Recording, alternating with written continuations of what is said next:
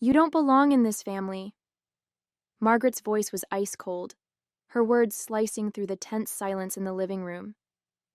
I stared at her, frozen.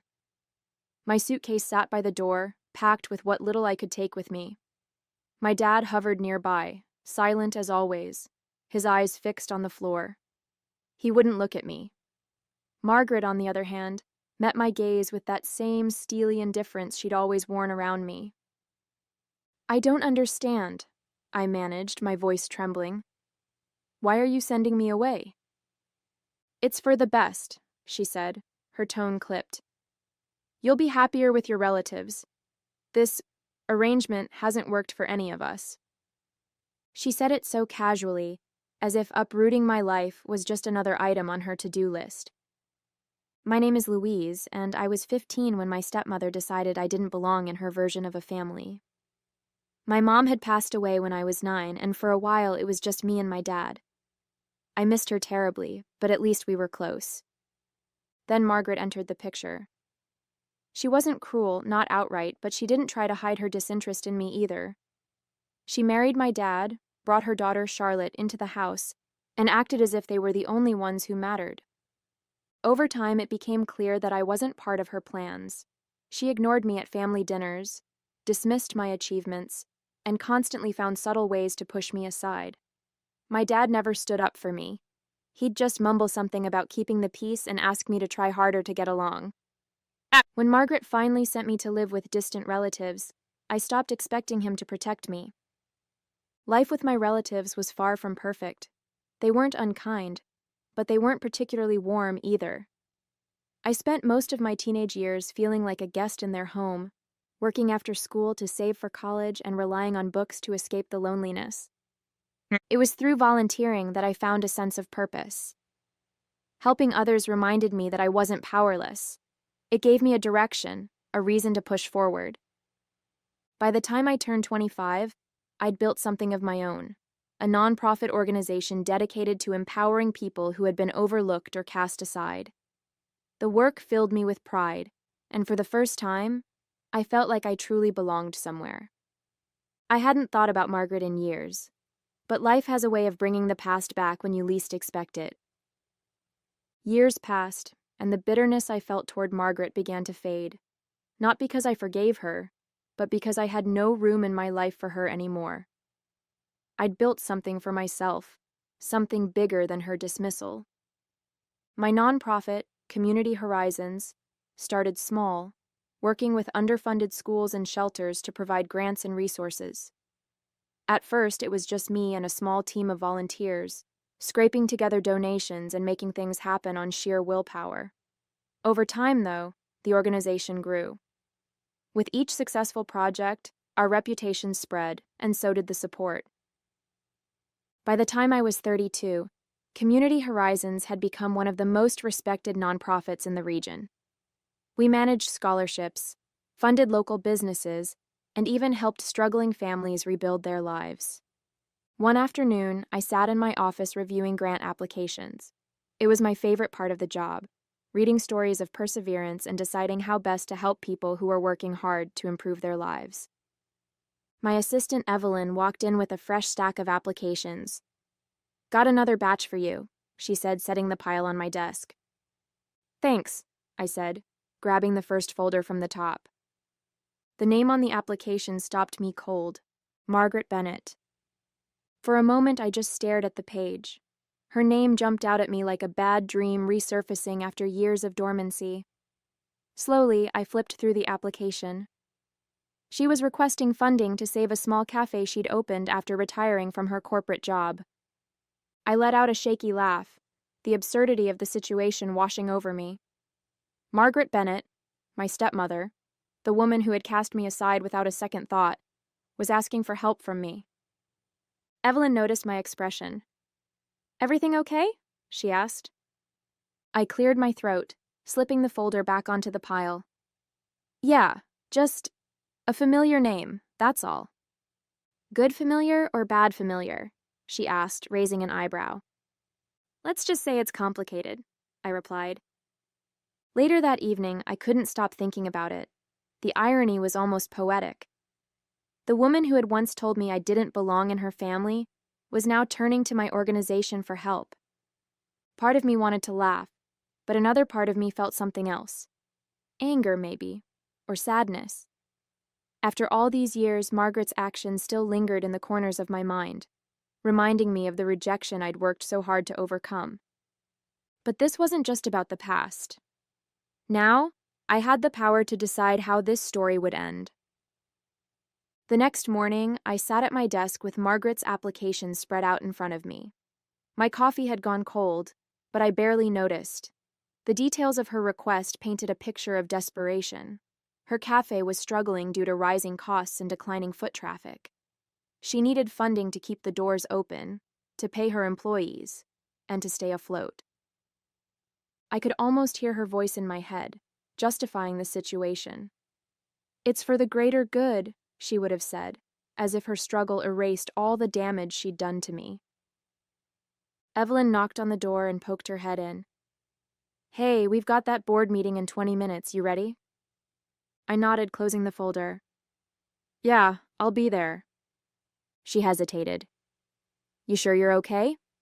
You've been quiet today." I forced a small smile. "I'm fine, just a lot on my mind." As she left, I leaned back in my chair, staring at the ceiling. What was I supposed to do? Reject her application out of spite? Approve it and pretend the past didn't matter? Both options felt wrong. Later that day, I called my mentor, Claire. She'd been there for me since the early days of Community Horizons, guiding me through tough decisions and offering wisdom when I needed it most. "What's on your mind?" she asked as soon as she answered. I explained the situation, trying to keep my emotions in check. "Part of me wants to throw the application in the trash," I admitted. "But another part of me feels like, I don't know, like this is some kind of test." Claire was quiet for a moment. "Do you think she knows it's your organization?" "No," I said firmly. "She wouldn't have applied if she did." "Then the question isn't about her," Claire said. "It's about you. What kind of person do you want to be in this moment?" Her words hit me hard. "I want to do what's right," I said, though my voice wavered. "Then take your time," she replied. "You don't have to decide today." That evening, I opened Margaret's file again, this time with a calmer mind. Her cafe might not have been my concern, but her employees were. They didn't deserve to lose their jobs because of her poor management. I realized I wasn't just deciding Margaret's fate. I was deciding what kind of leader I wanted to be. As I closed the file, I made a promise to myself. Whatever I chose, it would be a decision I could live with. The next morning, I began researching Margaret's situation in greater detail. I wanted to understand exactly what I was dealing with before making any decisions. Using the public records of her business, I pieced together a clearer picture of the cafe's struggles. It wasn't hard to see where things had gone wrong. She'd overextended herself, taking out loans to expand without properly budgeting for rising costs. Her menu was outdated, her marketing non-existent, and customer reviews painted a picture of inconsistent service. I sighed, closing my laptop. It was classic Margaret, proud, impulsive, and too stubborn to ask for help until it was almost too late. Later that afternoon, Evelyn caught me staring at the application again. "You know," she said, pulling up a chair, "if this is weighing on you so much, maybe you need to look at it differently." I raised an eyebrow. "How do you mean?" "Well," she began, leaning forward, "why not separate the personal from the professional? Forget who she is for a moment. If this was just another application, what would you do?" Her words gave me pause. It was a good question, and one I didn't have an easy answer for. "I'd probably approve partial funding," I admitted after a moment. "The cafe has potential if it's managed properly, but knowing who she is changes everything." Evelyn nodded. "Of course it does. But you're not just deciding her fate. You're setting an example. For yourself, for this organization, and for everyone who's ever looked up to you." Her words echoed what Claire had said the day before. It wasn't just about Margaret. It was about me, about the principles I'd built my life and career on. That evening, I sat down with the application one last time. I wasn't ready to decide, but I felt closer to understanding what needed to be done. I started drafting a proposal, not for full funding, but for a conditional grant. If Margaret wanted the money, she'd have to meet certain requirements: updated marketing plans, operational improvements, and mandatory workshops for her and her staff. It wasn't just about giving her money, it was about giving her a chance to prove she could change. By the time I finished, the knot in my stomach had loosened. It wasn't a perfect solution, but it was one I could live with. The next step would be the hardest: delivering my decision to Margaret herself. The day came for me to finalize my decision. As I sat in my office reviewing the proposal I'd drafted, my emotions were a tangled mess of anger, pity, and a quiet determination to stay true to my values. Evelyn knocked softly on the door and stepped in. "You've been staring at that file for hours," she said, sitting across from me. "Are you ready?" "I think so," I replied, "but the hard part's still ahead." She tilted her head. "You're going to tell her in person, aren't you?" I nodded. "It's the only way. She deserves to hear it directly from me." Evelyn hesitated, then placed a hand on my desk. "You don't owe her this, you know. After everything she did to you, no one would blame you for sending an email and washing your hands of it." "I know," I said softly, "but this isn't about her. It's about me." 2 days later, I stood in the lobby of Margaret's cafe. It was a modest space with scuffed floors and a menu board that hadn't been updated in years. The hum of conversation filled the room, but there was a heaviness in the air, a quiet acknowledgement that this place was struggling to stay afloat. Margaret appeared from the back, her eyes widening when she saw me. "Louise," she said, her voice tinged with both surprise and unease. "Hi, Margaret," I said evenly. She wiped her hands on her apron, glancing around the room as if searching for an escape route. What are you doing here?" I held up the folder containing her application. "We need to talk." Her face paled as realization dawned. "You're the one reviewing my grant?" "I am," I confirmed, my tone calm but firm. "Let's find somewhere private to talk."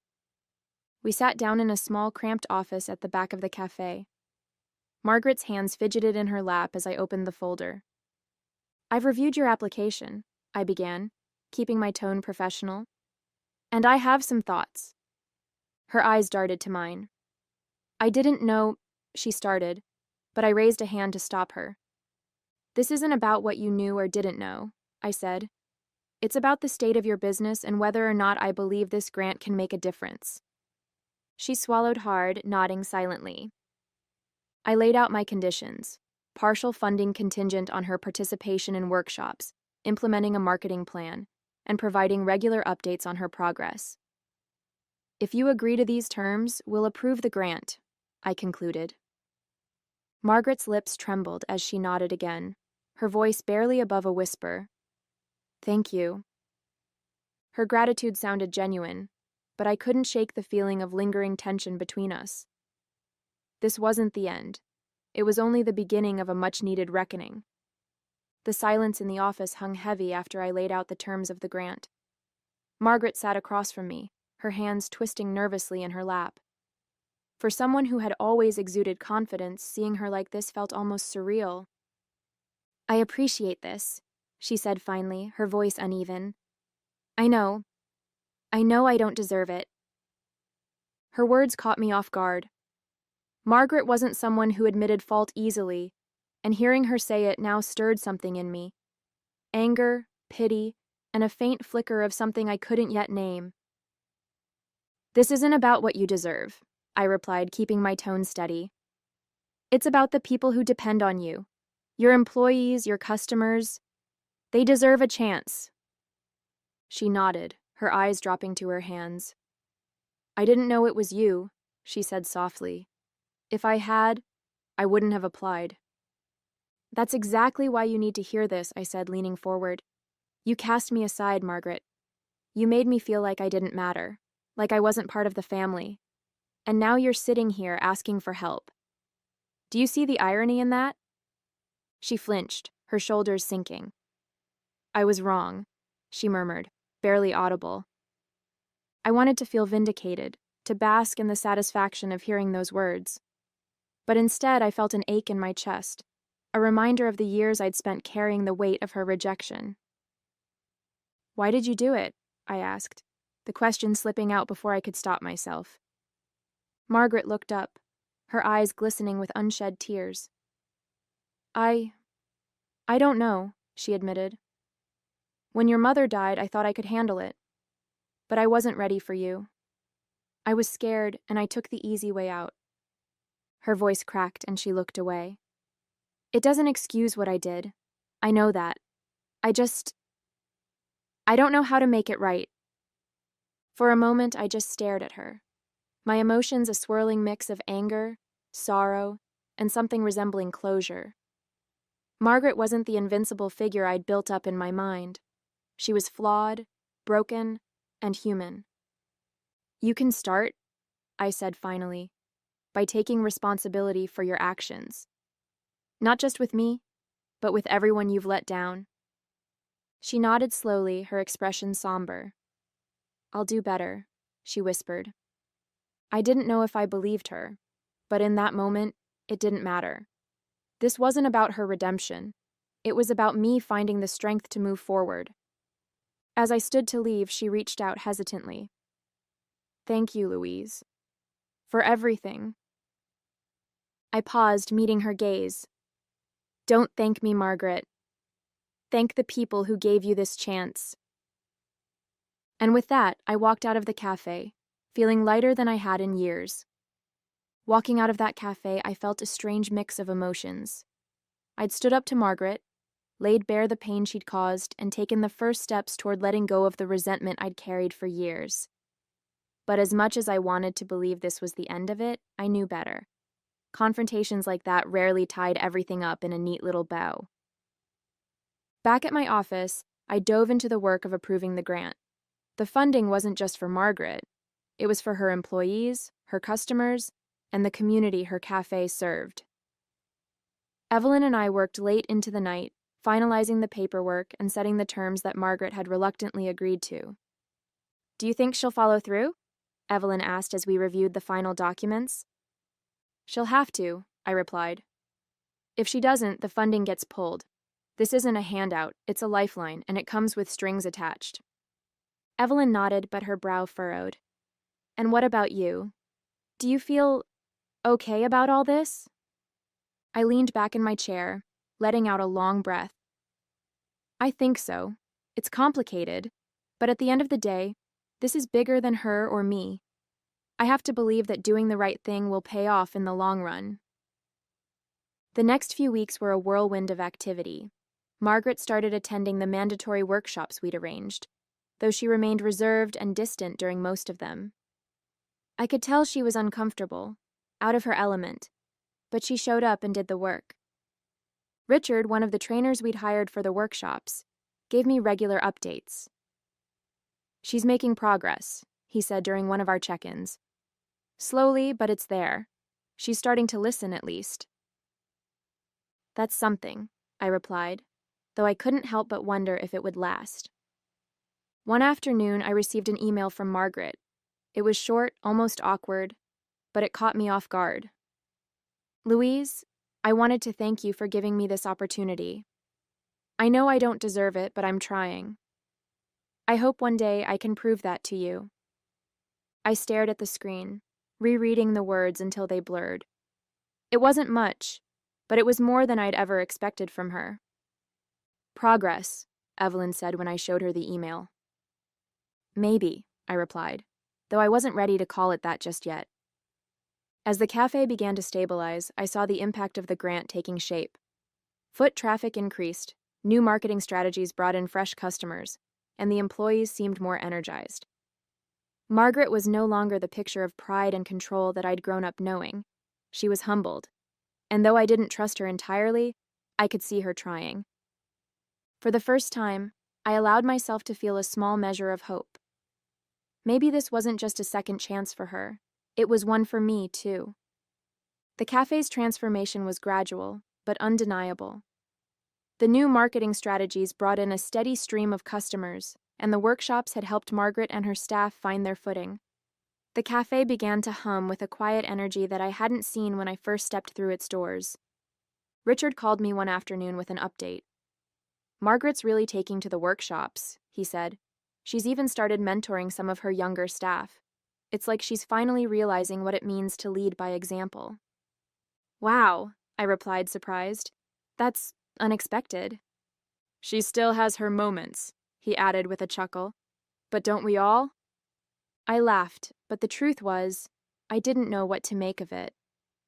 Margaret had spent so many years being dismissive and self-centered that it was hard to believe she was capable of real change. But I couldn't deny the progress she was making, both in the cafe and apparently in herself. A few weeks later, I decided to visit the cafe unannounced. The place was buzzing with activity when I arrived. Customers chatted at tables, employees worked efficiently behind the counter, and the smell of freshly baked bread filled the air. Margaret was at the register, chatting warmly with a customer. It was a sight I never thought I'd see, her smile genuine, her posture relaxed. She noticed me standing near the door and waved me over. "Louise," she said, her tone surprisingly warm. "I wasn't expecting you."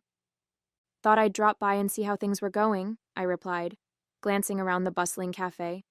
"Looks like business is good." "It is," she said, pride flickering in her eyes. "Thanks to you." Her words caught me off guard. "It's not just me," I said. "You did the work. You earned this." Margaret hesitated, then nodded. "Still, I wouldn't have gotten here without your help." We sat down at one of the tables, and for the first time our conversation felt almost normal. She talked about the challenges of running the cafe, the lessons she'd learned in the workshops, and her plans for the future. "I didn't think I'd enjoy mentoring," she admitted, "but it's been rewarding. The younger staff, they remind me of myself when I first started out. It feels good to help them find their way." Hearing her say that stirred something in me. Maybe people could change if given the chance. As I left the cafe that day, I felt lighter. Margaret's journey wasn't over, and neither was mine. But for the first time, it felt like we were moving in the right direction, separately, but with a newfound respect for each other's paths. Helping her wasn't about redemption or repairing the past. It was about staying true to myself and the values that had shaped me. And in doing so, I'd found a sense of peace I never thought possible. In the weeks following my visit to the cafe, I found myself reflecting on the unexpected turn of events. Margaret's progress was undeniable, and while I wasn't ready to rewrite our history, I couldn't ignore the changes I'd seen in her. One afternoon, I sat at my desk, reviewing a new batch of grant applications. It felt good to return to the work that had always grounded me, but Margaret's file lingered in the back of my mind like an unfinished chapter. Evelyn walked in with her usual pep, placing a cup of tea on my desk. "You've been quiet lately," she said, leaning against the doorframe. "Still thinking about Margaret?" I nodded, wrapping my hands around the warm mug. It's strange. For so long, I told myself I didn't care about her or what she thought of me. But now, I don't know. Seeing her change, it's harder than I expected. "Harder how?" Evelyn asked, her tone curious. "Because it means I can't hold on to the anger anymore," I admitted. "She's not the same person who sent me away, and that scares me, in a way." Evelyn smiled gently. "Letting go of anger isn't weakness, Louise, it's strength. It means you're moving forward, even if she's still catching up." Her words resonated more than I expected. Maybe Evelyn was right. Maybe it was time to let go, not to forgive entirely, but to release the weight of the resentment I'd carried for so long. That evening, I sat by my window, watching the city lights flicker in the distance. I thought about everything that had led me here: the rejection, the struggle, the choices I'd made to build a life that felt meaningful. I didn't need Margaret's approval or validation. I'd proven to myself that I was capable, that I could thrive despite her doubts. But I also realized that holding on to the past would only hold me back. With a deep breath, I made a decision. I would continue supporting the cafe as long as Margaret kept up her efforts.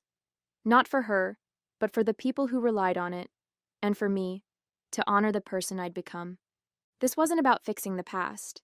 It was about moving forward, with or without her. A month later, I received an email update from Richard about Margaret's cafe. The subject line read, "Milestone reached." Curious, I opened it to find a detailed report on their recent successes. Sales had tripled since the implementation of new strategies. Employee retention had improved, and customer reviews were glowing. Attached to the email was a photo of Margaret standing behind the counter, smiling as she handed a customer a pastry. For the first time, she looked genuinely happy, not just proud or determined, but content. I stared at the image for a long time, feeling a mix of emotions I couldn't quite name. This was what I'd hoped for when I approved the grant. Not just financial recovery, but personal growth. Margaret had found a way to adapt, to lead, to build something meaningful again. But most importantly, I realized I had found a way to let go. That evening, Evelyn and I went out for dinner to celebrate Community Horizons' recent achievements. Over a plate of steaming pasta, she leaned across the table and said, "So, what's next for you?" I raised an eyebrow. "What do you mean?" "I mean, you've built this incredible nonprofit. You've faced down the ghosts of your past, and you've come out stronger for it. What's the next big thing on your horizon?" I smiled, considering her question. "Honestly, I think I just want to keep doing what we're doing, helping people, making a difference. But maybe—" I trailed off, an idea forming in the back of my mind. "Maybe what?" she pressed, her eyes lighting up. "Maybe it's time to expand," I said slowly. "Not just grants, but mentorship programs, workshops for people like Margaret, business owners who need guidance and support to adapt." Evelyn grinned. Now that's the Louise I know, always thinking ahead. As I walked home that night, I felt a sense of clarity I hadn't felt in years. The work I'd done with Community Horizons had always been about more than just grants or numbers. It was about giving people a chance to grow, to change, to become better versions of themselves. Margaret's journey had shown me that growth was possible even in the most unlikely circumstances. And while I still didn't fully trust her, I could acknowledge her progress without carrying the weight of the past. I didn't need closure from her. I'd found it in myself. The next morning, I sent Richard a reply to his email. "Great work," I wrote. "Let's keep the momentum going." It wasn't flashy or dramatic, but it was enough. For the first time, I felt free. Free to move forward, to dream bigger, and to let the past be just that, the past.